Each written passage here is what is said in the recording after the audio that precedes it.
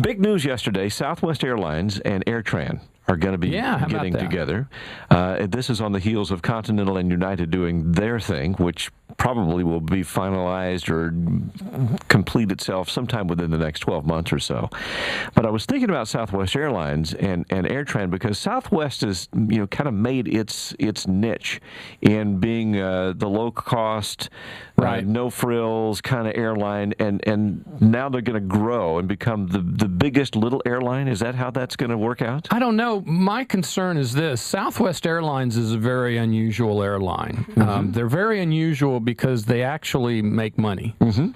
And I don't know if they're going to screw that up by trying to become big, particularly rapidly. One thing that always happens when you grow rapidly, your earnings are going to take a back seat for a little while you sort out all these other problems. The airlines in general seem to me to be run by something similar to drunken baseball team owners in that they just have to. I mean, if you ever listen to a baseball team owner, well, you just signed this guy for $150 million for 7 years. Yeah, well, we had to because they were going to do it. That's right. Yeah. Well, if they jumped off a cliff, I guess you would too, right? They rode their Segway over a cliff. We have to charge for baggage checking now because the other guys are doing it.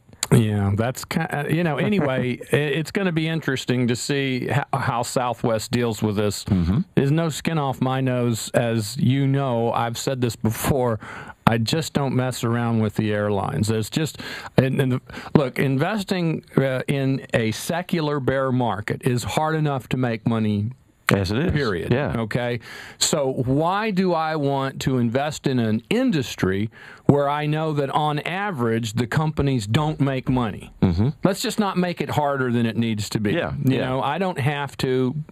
Let's just not do it. That's like people who called you up and said, hey, should I buy GM stock? About a week before they went bankrupt. It's a funny thing because I've had that conversation a million times. People want to buy name brand stocks once they get really cheap because they feel like it'll be around. That analysis is correct. It will be around. But unfortunately, too many of these companies, to stay around, have to go through what we call a quick dip bankruptcy. Prepackaged, if you will, however you want to call it.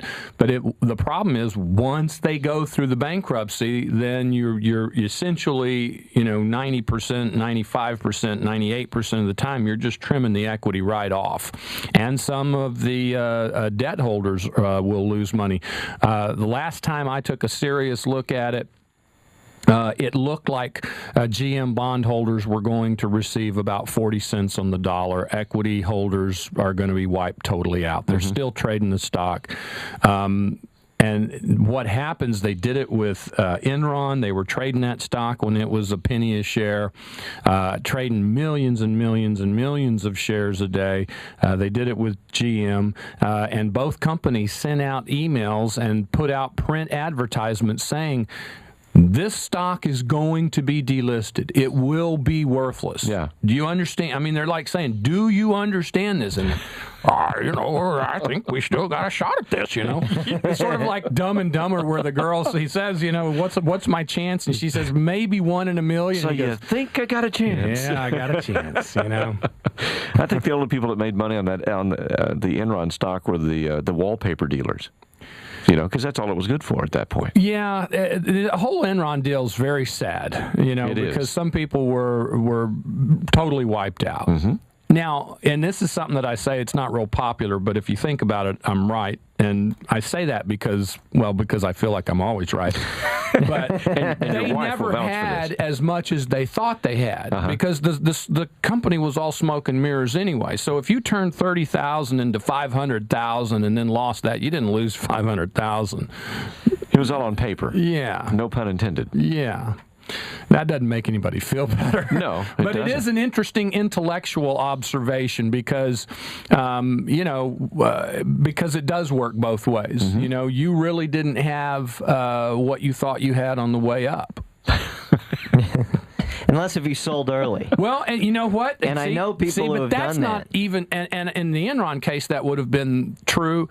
But in the case of the Stanford character, that's not true. Because, and in the case of Bernie Madoff, because what they're doing is the I don't know what they call it, the court-appointed officer that's dealing with unwinding all this spaghetti mess. They're actually going back to people who sold and saying, you know what, you can't have that money back. Clawback provision. I already spent it on a house. Well, I'm sorry. Sell the house. Yeah. Isn't that amazing?